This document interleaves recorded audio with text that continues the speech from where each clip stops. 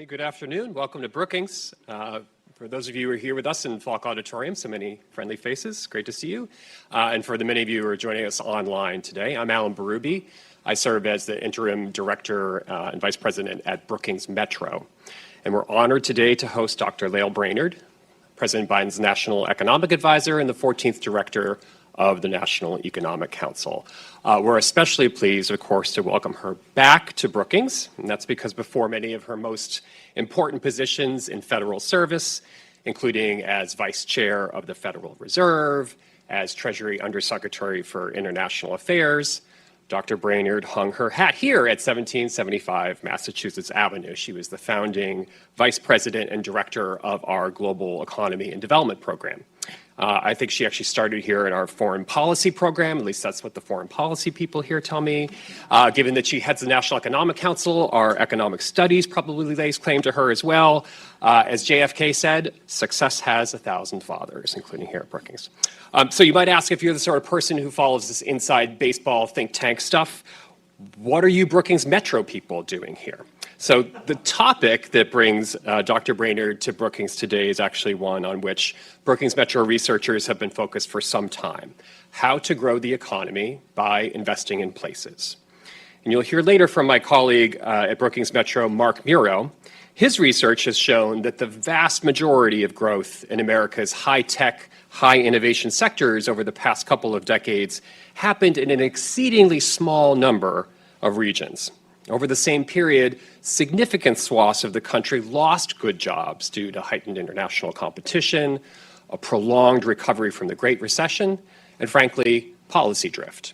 Since the end of the pandemic recession, however, the story's been very different. My colleagues Glenn Cora Haskins and Joe Perilla found that nearly $500 billion in private industrial investment commitments since January 2021 have landed disproportionately in counties with below-average employment rates. And over the past year, a larger share of U.S. metro areas gained jobs than at any time in the past 35 years.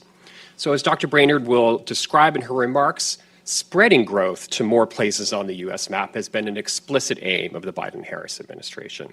It's a goal that's embedded in the design of dozens of policies and programs and major bills such as the Infrastructure Investment and Jobs Act, the CHIPS and Science Act, and the Inflation Reduction Act. These efforts essentially aim to prime the pump for much of this announced new private investment in nationally significant industries like clean energy, semiconductors, and biomanufacturing. And they mark a departure from prevailing economic policy approaches of the past. So after Dr. Brainard outlines the administration's case for this place-based strategy, she'll have a dialogue with our own Mark Muro about what it will really take to ensure that more investment translates into more prosperity in more places. And then we should have a little bit of time to take Q&A from our live audience here at Brookings. So we're incredibly grateful to you, Dr. Brainard, for coming back to Brookings to talk about this important agenda. And so with that, it's my pleasure to welcome to the podium National Economic Advisor Lael Brainard.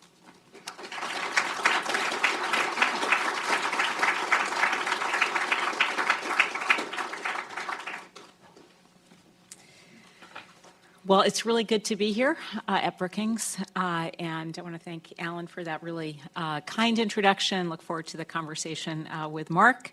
As Alan mentioned, what I'm going to talk about today is something that experts here at Brookings have been working on and really pioneering for many years now.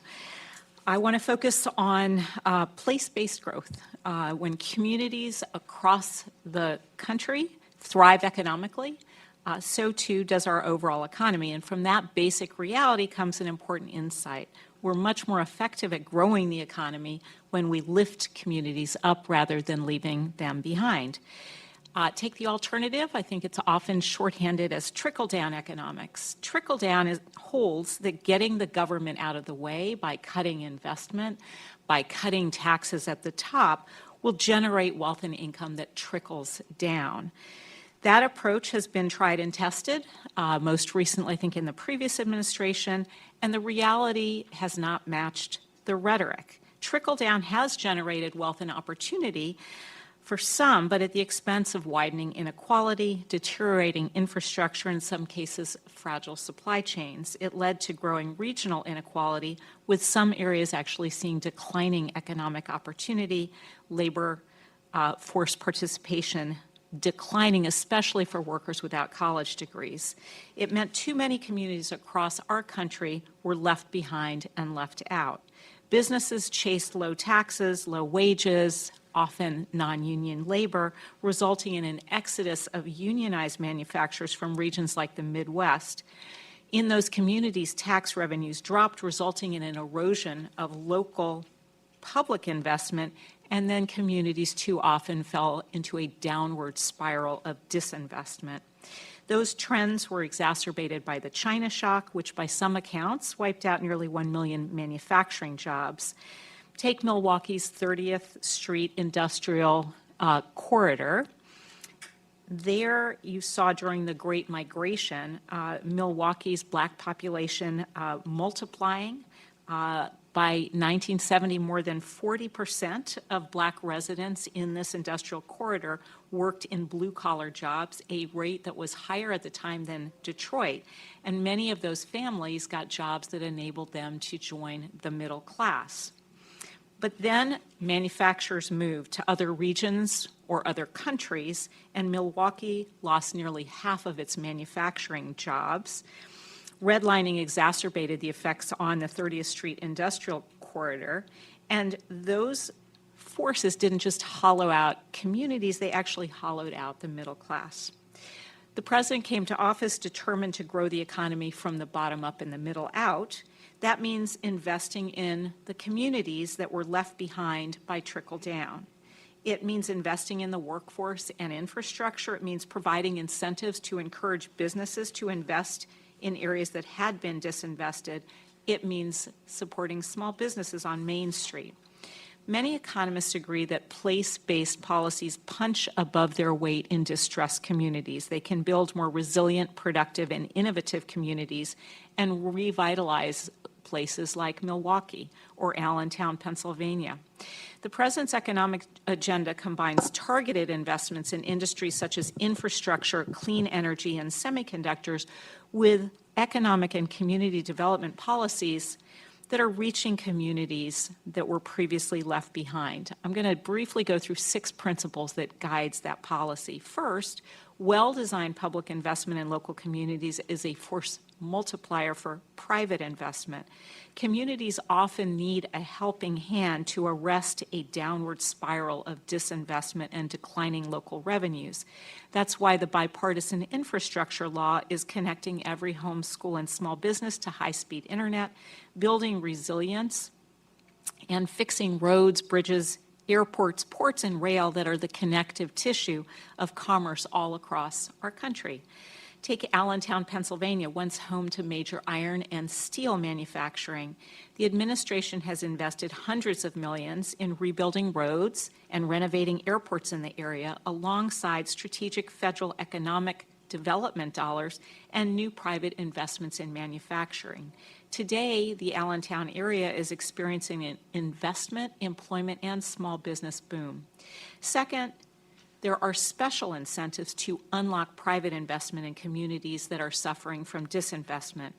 For instance, Inflation Reduction Act tax credits set aside $4 billion in additional incentives for clean energy manufacturing investments in energy communities, places at risk of job displacement due to the energy transition, as well as low-income communities.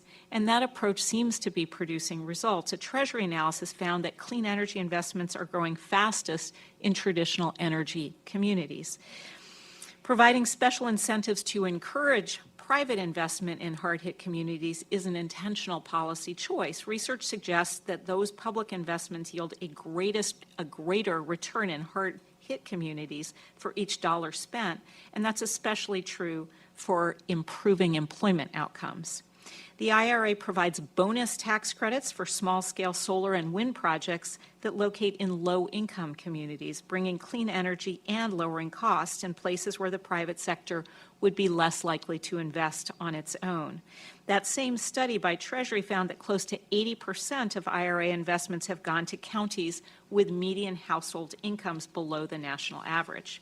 And for the first time, local, state, and tribal governments, as well as nonprofits, can access clean energy tax credits as direct payments. Third, special programs are designed to connect left-behind communities to nearby areas of economic opportunity. For instance, the Department of Transportation's Reconnecting Communities pilot program is a first-of-its-kind $1 billion program to reconnect communities that had been cut off from job opportunities, public transit, and educational training opportunities by the placement of major highways or other physical barriers. In Buffalo, New York, this program is allocating over $55 million to build a new cap and tunnel to cover the Kensington Expressway, which cut off east and west side of roads that previously connected those residents to community services, food options, and opportunities. This has been a community priority since the 1980s. The Department of Commerce's Recompete program is a new grant program that will invest $200 million in connecting workers to good jobs in economically disadvantaged neighborhoods that are often disconnected from opportunities that are only miles away. We also recognize that distressed communities are the least likely to have the capacity to proactively identify and seek out federal opportunities. That's why the administration is finding ways to reach out to communities and help them reach back, like the Rural Partners Network, which is a whole-of-government initiative that sends federal staff to 25 rural communities to help them access federal resources. Fourth, our programs help support science and innovation clusters all across the country, not just in a handful of major metros. Just 5 metro areas represented more than 90% of the nation's innovation sector growth from 2005 to 2017. I know this is a big focus here at Brookings.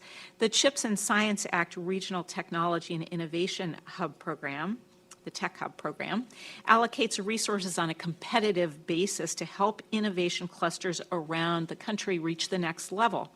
Just recently, it designated 31 tech hubs focused on building competitive innovation clusters in areas like clean energy, semiconductors, and artificial intelligence. The same act also established the NSF Regional Engines program that will award up to 10 years of grant funding on a competitive basis to help advance research and development for the nation while supporting opportunities for jobs and training in particular innovation clusters across the country.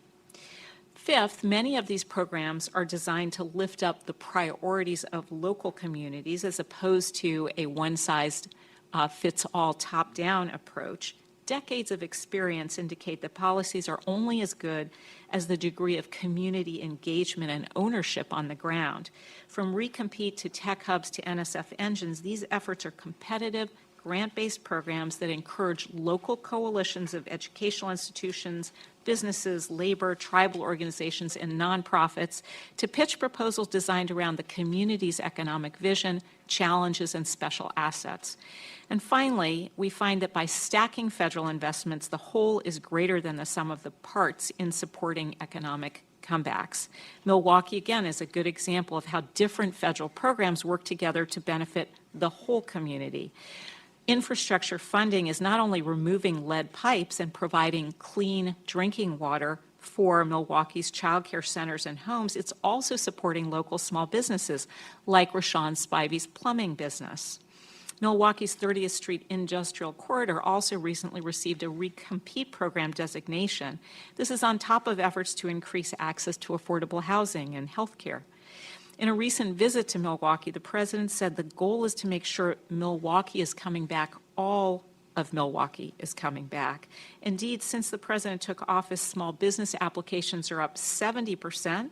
The share of Black people employed in Milwaukee has reached the highest in more than a decade, and billions are being invested in manufacturing, environmental cleanup, infrastructure, and small business. The Baltimore area is similarly benefiting from stacking federal investments.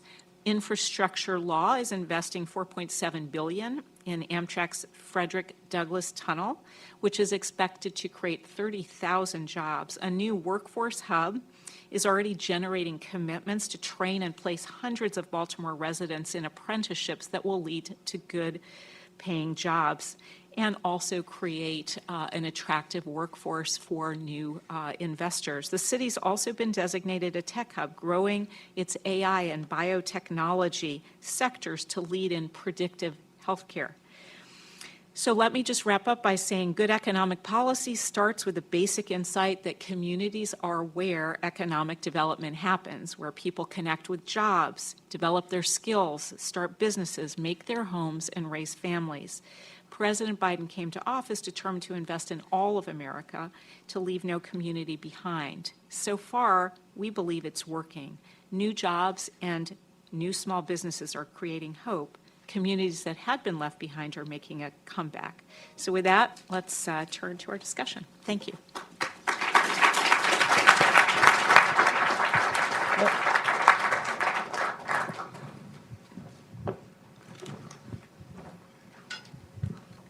Well, thank you so much for those really thoughtful remarks. And it's just extremely important topic that we're addressing today, and so we're really happy to dig in, and you can see lots of people are interested in this. I wanted to start with maybe your views on what is distinctive about place-based policy in light of, as you detailed, 40 years of really struggles with policy in general in this country. What exactly does place-based approaches bring to the table, and what is their special, what is distinctive about them, aside from just the logic that they focus on place when others don't, maybe? Yeah.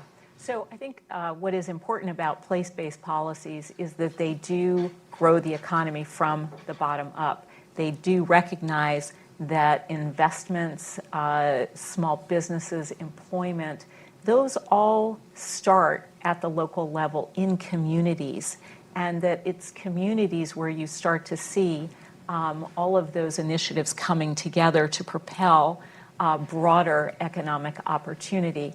Generally speaking, it requires not just having broad programs that are basically at the nationwide level, but coupling that with intentional programs that have either special incentives like the tax credits that I talked about, or special public investments that can work in partnership with community leadership to build up those communities. So these programs are not a substitute for other programs that we may have in some cases.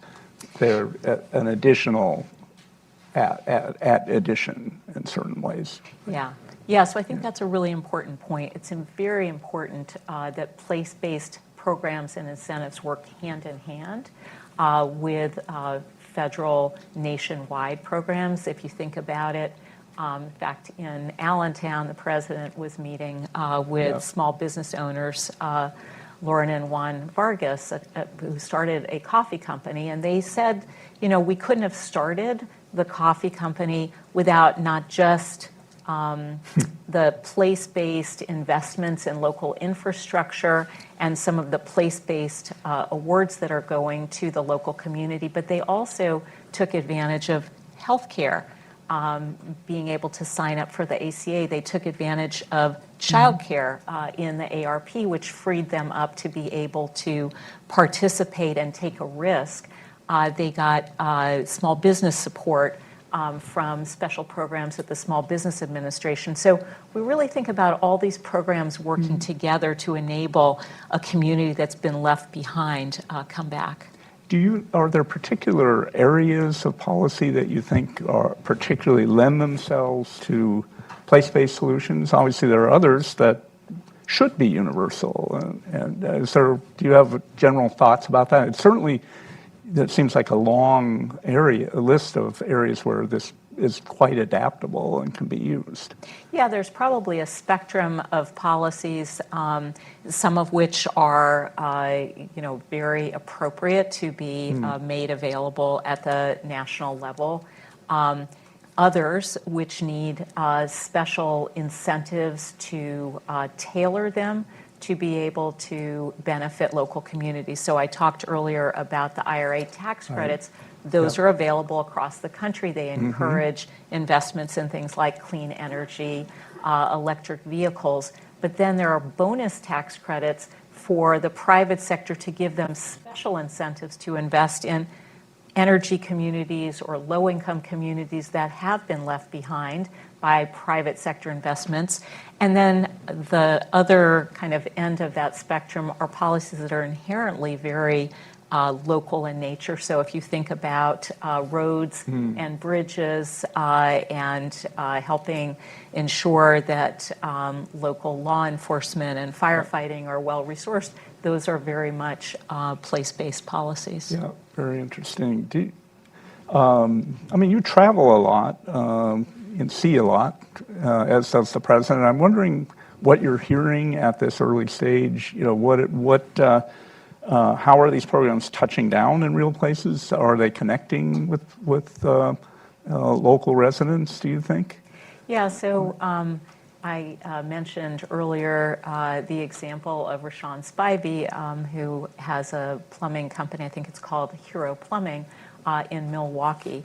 There is a lot of new work in replacing lead pipes under the infrastructure law to meet the president's goal of clean drinking water for the whole country within the next 10 years. So that creates a lot of opportunity for small plumbing businesses. We also have support for small businesses, very strong support in the recovery program and ongoing support that's helpful. But those are examples where community members can see they have small businesses that are coming back, they're revitalizing Main Street. You're also getting community benefits at places like child care centers, schools, homes. And so there is a nature of the sum being, or the whole being greater than the sum of the parts. Yeah. What are some of the ways that, you would gauge success? I mean, obviously it's very early. We're talking about, this is a long-term process in reinvesting in places and turning them around. But what are some of the kind of markers of success you would love to see, maybe in the near to medium term and then, longer term? So we are carefully monitoring metrics that we think are indicative of progress along the way. Okay. So in many communities that had seen many years of sub-national employment performance, unemployment rates that were consistently elevated relative to the national average, labor force participation rates, that's a particularly telling one where you have a big portion of the prime age population in particular not participating in the labor force. That really speaks to disinvestment and that downward spiral that I was talking about earlier. Small business creation. So we have local data on all of that, as well as local incomes. And so we are tracking locations that had been quite disadvantaged or distressed for improvements, and in places like Allentown and Milwaukee, we've seen really big increases in both participation, small business creation, as well as unemployment now coming down consistent with the overall economy. And of course, we're seeing those trends very much in the aggregate as well, with lots of job creation and strong growth, while we're also seeing big investments. And so we look for local investment numbers as well. Yeah, so this can give you the possibility of iteration and change and learning as you proceed. I wanted to ask also about the adaptability of these programs. Does seem a strength potentially. I wonder if you see this approach as equally valuable, in different contexts, neighborhood versus whole region, maybe rural and urban. Is this so flexible that it gives you inroads and ways to address a very wide array of issues, or do you see it as, less, more focused on particular areas? So I think some of these programs do have particular features that do recognize that some of the challenges in rural areas are going to be quite different than some of the challenges in medium-sized metros, for instance. So USDA has a whole set of both resources that are out in the field trying to support rural communities and to help those communities take advantage of all these federal resources like the Rural Partners Network that are somewhat tailored to rural communities. Some of them are tailored to energy communities because they have very special challenges associated with the energy transition, like the special tax credits. So there is some tailoring, but there's also, for the competitive grants programs, it's also encouraging the local community to define what their most promising sets of investments might be, and to propose those as opposed to somebody sitting in Washington trying to guess, which doesn't work very well. We've seen in the past. Right. I think this begins to bring up the issues of capacity in places. Just wanted to, clearly, you cited very interesting research that shows that there may be a greater bang for the buck from these investments in the most distressed places, but those are also the places that have been disinvested, have seen erosion of local institutions. How are you thinking about that, where you're utterly dependent really on scores of, regional actors? How are you thinking about building that capacity to deliver for the country? Yeah, so it is really important. I mean, part of the reason that you get the bigger bang for the buck is because you have these underutilized resources, whether you have an infrastructure that might have been very important for a period of industrialization where some of those large manufacturers have left, but you still have the potential transportation connections and the infrastructure there. And similarly, you often have a population that is skilled but disengaged or less well utilized. And so that's why I think you see some of this research suggesting these dollars really do have bigger bang for the buck. But it is really important that we work with the community's local officials, regional and state officials, as well as with often coalitions that could include local anchor institutions, educational and health institutions, businesses, labor organizations, sometimes philanthropic organizations, nonprofits. Right. So there's a lot of resources that if you pull them together will help make sure that those communities are accessing the resources and not depending on the local community to be able to figure that out all on their own. And it sounds like you're in for the long haul in the sense that this is, will require a sea change in some ways of how we have designed and delivered programs for 40 years. The president has really tried to build this into laws that have multiple years of investment and should create incentives for the private sector over a decade. And of course, when those infrastructure investments, those private sector investments take hold over a multi-year horizon, they tend to have a positive spiral of investment, public investment leading to more private investment, improving the resources of the area to continue investing in that public infrastructure that makes the private investment so much more profitable. How about the government's own management of these programs? How are you thinking about the constellation of dozens of agencies and the ability to deliver that stacking that you talked about, which is another word for also coherence? It seems like an important challenge for the government.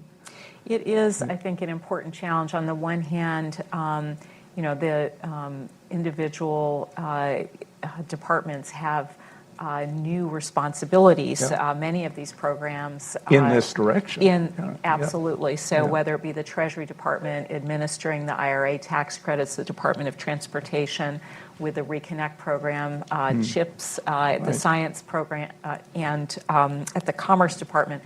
So what's very important, both at the kind of White House level, is to pull all of the agencies together so that we are implementing policies in a whole of government joined up approach. But then it is also important to have that whole of government approach at the local level. And that's why I was talking about making sure that we are actually working together. If USDA has local staff on the ground, all of the other federal agencies can take advantage of the relationships they've developed in order to make their programs more effective. And that's true of the other agencies as well. They may have local officials that can help make sure that we have a whole of government approach at the local level. Yeah. So coordination is an ongoing, challenge for. How are you viewing there's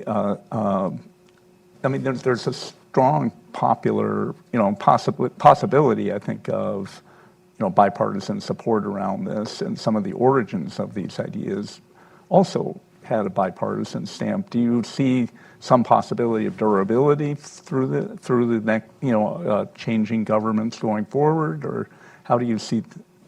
Since we are talking about 30-year change, really. Absolutely. Needed. So, the way the president talks about this, I think, is intended to emphasize exactly that. When he says investing in all of America, he really means investing in all of America. Wherever those investments go, it's good because it creates those opportunities for Americans and communities all over the country. And it is true that many members of Congress who perhaps did not vote for some of these laws, they still are excited about what they're seeing on the ground in their communities. And over time, I think it becomes just good for their local communities to continue to support some of these programs, because you will have beneficiaries on the ground speaking to how important completing the bridges or addressing the major artery kind of blockages that have slowed down commerce through the area and increased cost and made it less attractive. If we're fixing that, everybody's going to want to be taking credit for that. Yeah, our work is showing quite a wide diversity of distribution of these programs, and I gather that as a strong focus of the government. We're seeing it, we track the private investments under CHIPS and Science and in the semiconductor supply chain, as well as in the clean energy investments, battery investments of the infrastructure law and the Inflation Reduction Act. And you really can see the distribution. We've got maps and a Investing in America website where you can see the distribution across states. It's really quite remarkable. And as I noted earlier, there's a really good Treasury study that shows that these investments are disproportionately going to areas with less than median household income. So we do see evidence that these investments are being made broadly. Do you, as you look at building the capacity of all places, how are there particular initiatives within the federal government as well to seek different arrangements or different models for delivery? It seems like this is forcing change across every layer of the government. Well, it certainly is. I think local as well. I think it is. Certainly some of the competitive grants-based programs, we're going to learn a lot from those, right? And they are intended to award the funding on a competitive basis, based on certain criteria. And of course, we'll have to be tracking the results of those very carefully. So I think we will, over time, learn a great deal about which of these mechanisms are proving to be most effective, and then that will inform additional policy decisions, additional funding decisions as we go forward. Learning by doing, right? Absolutely. I think at this point I'd love to open it up. I think there's a lot of interest for different, perspectives here. So let's right off. Why don't we start here, and we can go. We have a good amount of time. Hello, I'm Ken Moriyasu from Nikkei Asia. Thank you very much. My question is about how foreign investment fits into this story. On Nippon Steel's acquisition of U.S. Steel, you've said that CFIUS should conduct a serious scrutiny, a review. If Nippon Steel has committed to preserving jobs and as well as past commitments to unions, does that not help everything you said today? Yeah, so generally speaking, let me start by saying that we have seen record foreign direct investment into the U.S. As part of the Inflation Reduction Act and CHIPS and Science incentives, and we really welcome that. Those investments are a big part of the story, I think the positive story that's generating jobs and the kind of productivity growth that we've seen in the aggregate numbers recently. When it comes to particular acquisitions, obviously we have a law in place that is designed to ensure that national security is taken into account, as well as supply chain resilience. Steel is an industry that has very important national security considerations. We've seen that in previous policies, as well as it is a part of critical supply chains. And so the particular transaction does merit serious scrutiny under our laws. Great. Here, and please introduce yourself as. Good afternoon, and thank you for being here. My name is Jeff Krasny. I'm interested in the Infrastructure Act and a lot of other things that the Biden administration has done particularly well. I'm interested in your point 4 when you talked about that within your remarks. More specifically from an innovation perspective in AI and jobs. Steve Case, an entrepreneur many years ago, talked about the rise of the rest, meaning that there were many cities around the country that were not being capitalized, and more specifically Silicon Valley or Cambridge, more or less focused in on a lot of innovations. So my question is, how do you actually spread the opportunities to other cities that do want to have more of an effect on innovation and artificial intelligence? So good question. I think you've done quite a bit of research on this as well, so you should jump in if you wish to. So it is the case that we've seen this incredibly concentrated set of metros accounting for the large majority of innovation. But that is not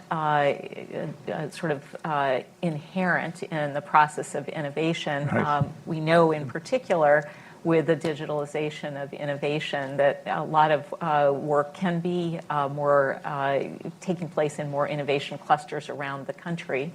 And that there's a large number of really important societal challenges to work on.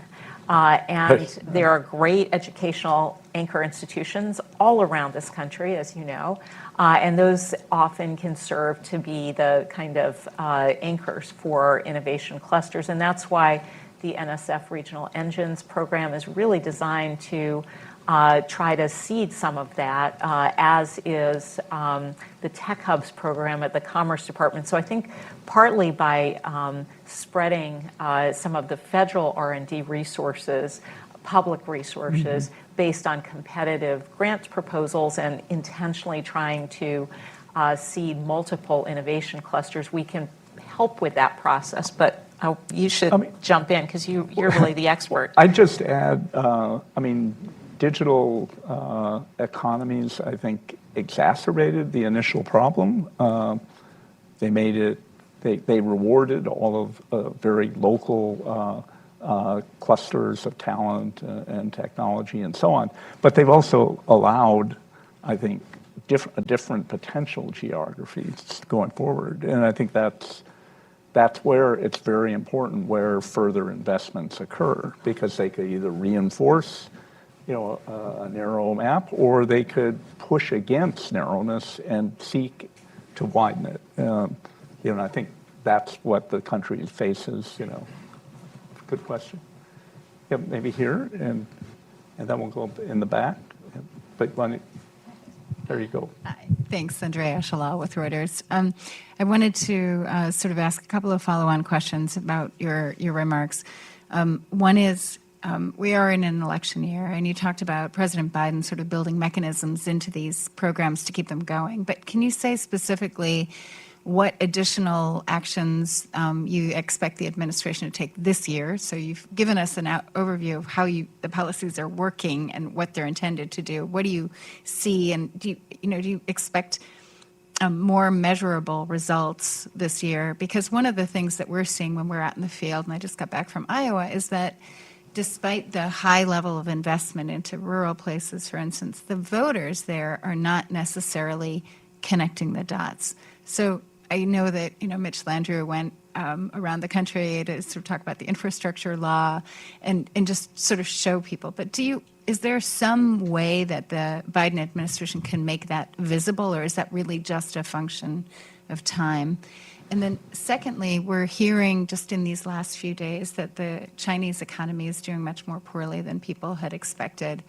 And we know you've mentioned the China shock that happened in the past, but what do you see as the impact of this, significantly slower growth in the world's second largest economy, particularly on these kind of rural places? Okay. So on the first one, I think that we are seeing the kind of roots taking hold in local areas.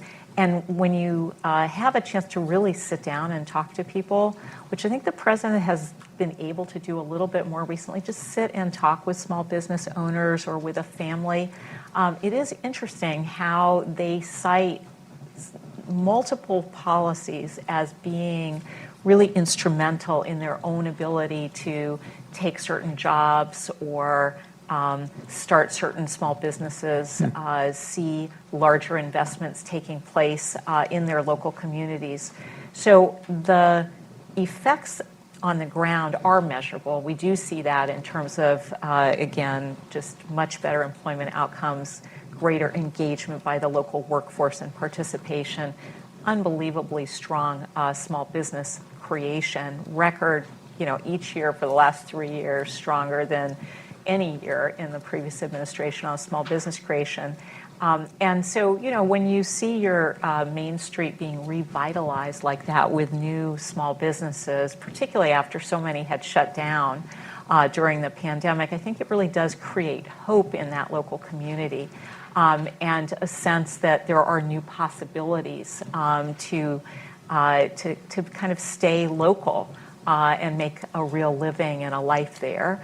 And of course, at the national level, we're also, we got just incredible improvement on employment and growth, productivity, and inflation coming down at the same time, which really hadn't been predicted.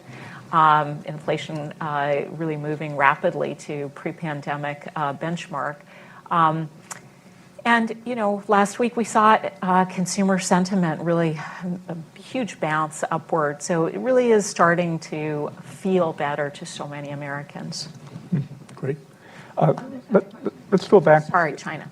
Yeah. So on China, the U.S. economy really has been diversifying over the last few years. And you can see that in a variety of different data.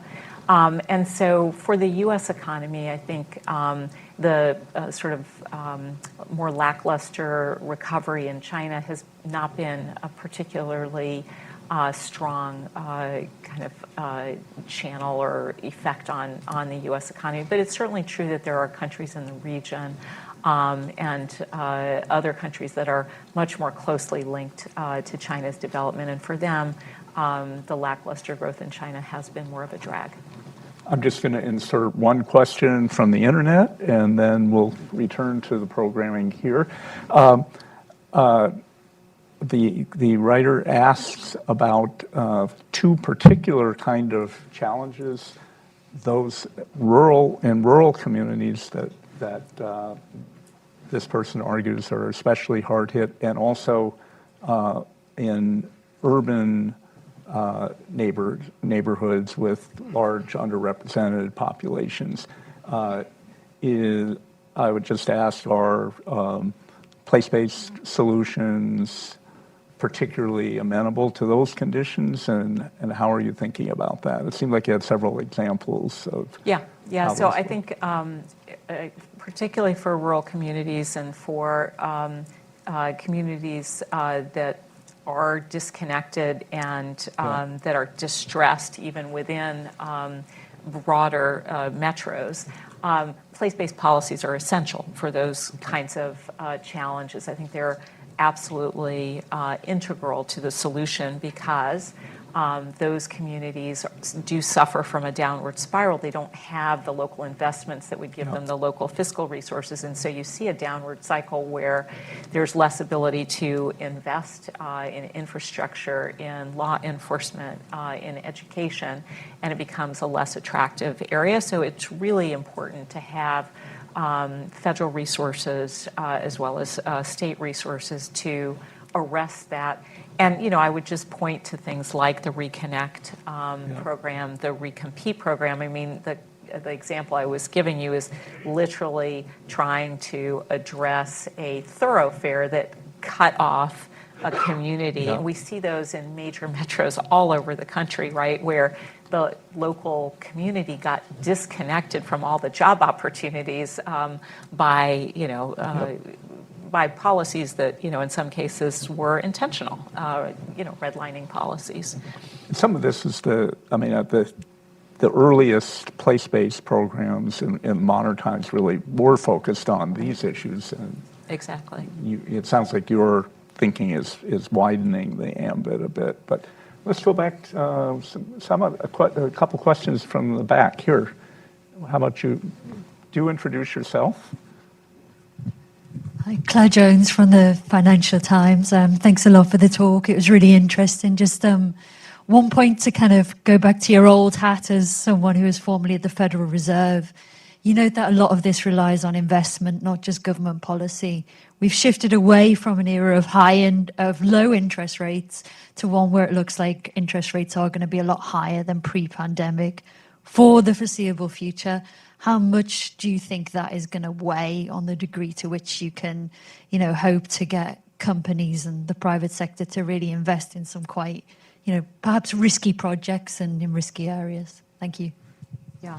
So I can't comment, obviously, on Federal Reserve policies, but I can say that, market projections have been much more optimistic recently as inflation has come down very, very rapidly relative to almost all the forecasts that are out there. And so we are seeing some of the longer-term financing rates moving down, again, based on market-based factors. I will say that you're exactly right that what's important is private investment, but in many of these areas, private investment was not robust during the previous era that you're talking about because public investment had been so poor for such a long time that these simply weren't attractive, from a just purely private sort of return perspective. And what's different about the set of policies that we're putting in place is they encourage private sector investments by special incentives that make it more attractive to put an investment in an area that had been disinvested or an energy community. So it's really trying to work with market incentives to improve that.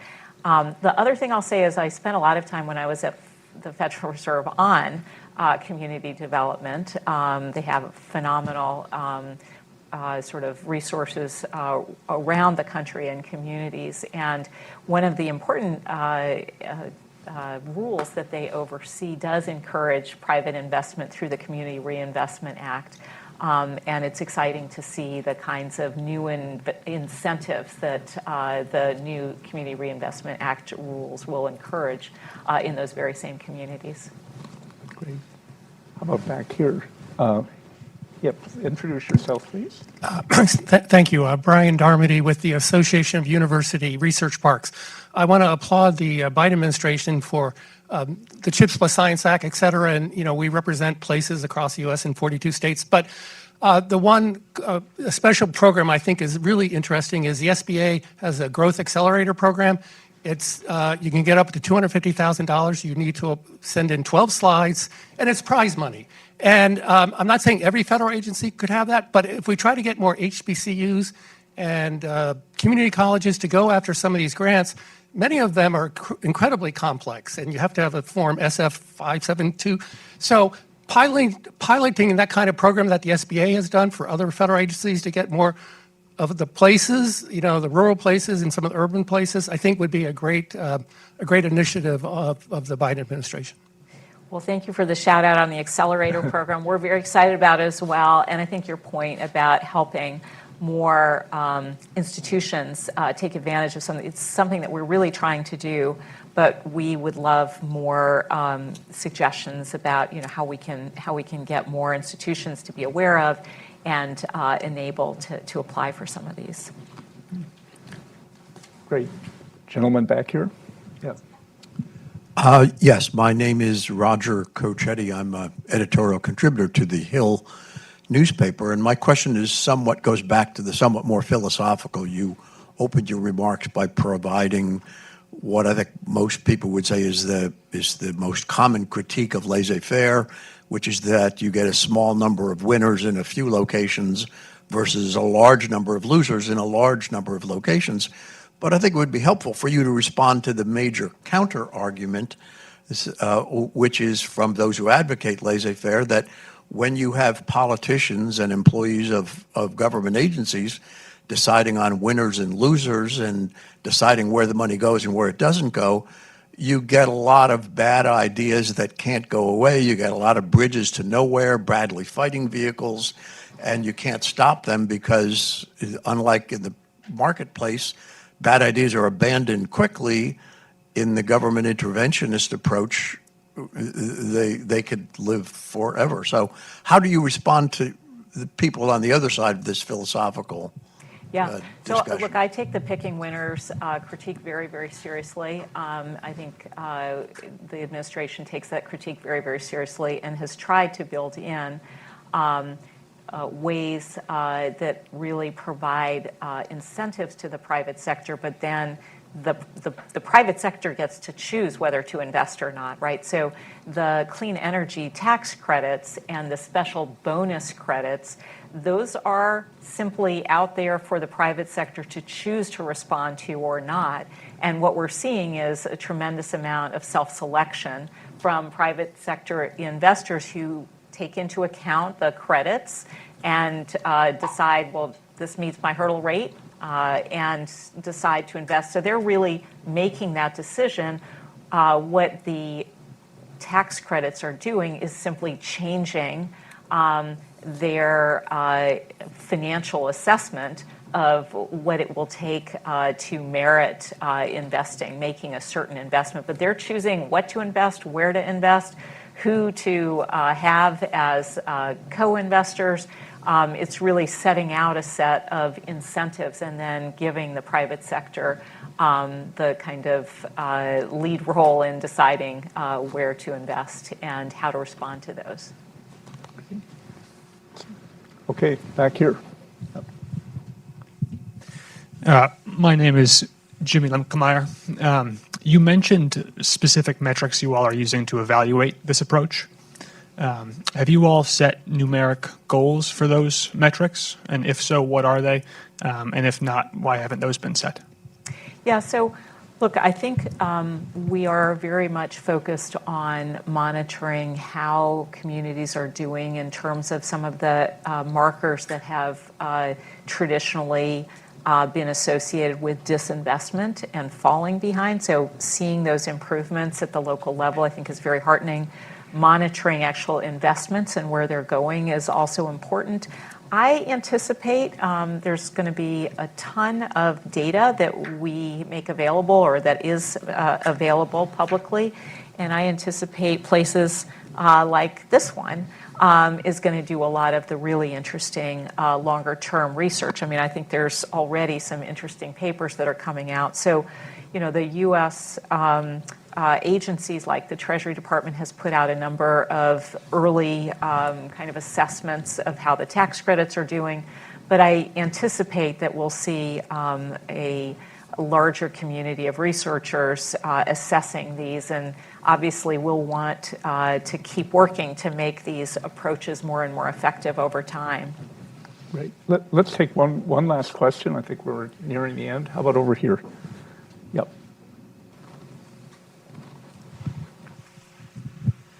Hello, thank you for taking the time today to speak to us. My name is Gavin Rae. I'm from Syracuse University. You mentioned before about how the plan somewhat tackles issues relating to rural communities. I was curious, could you elaborate further on some of the resources that rural communities could use to grow their communities and help them out?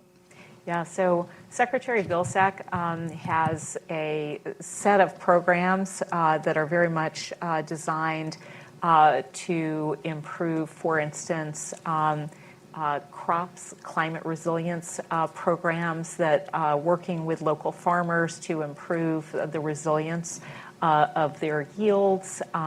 There is work to increase local processing capacity, so there's less concentration of poultry processors and meat processors and more opportunities locally. Obviously, a lot of the same broader infrastructure investments that I talked about earlier are critically important for rural areas. So if you think about broadband, high-speed internet connectivity, game changer for a lot of rural communities. Similarly, if you think about getting their produce to market, rail and trucks, making sure that that infrastructure, you know, is updated, modernized, so that you have less of the supply chain fragilities that we saw during the crisis. So there's a whole set of, again, reinforcing different kinds of investments that I think are helping to lift rural communities. Well, that's a great place to end. I think we're reaching time. Thank you for the very important speech and generous dialogue here. It's a fascinating moment where this is both, it seems to me, both an experiment and a sea change at once. So it's great to have this discussion. Thank you for coming. And with that, we will end this place-based discussion. Thank you. Thank you very much. Thank you so much. Thank you. Very good.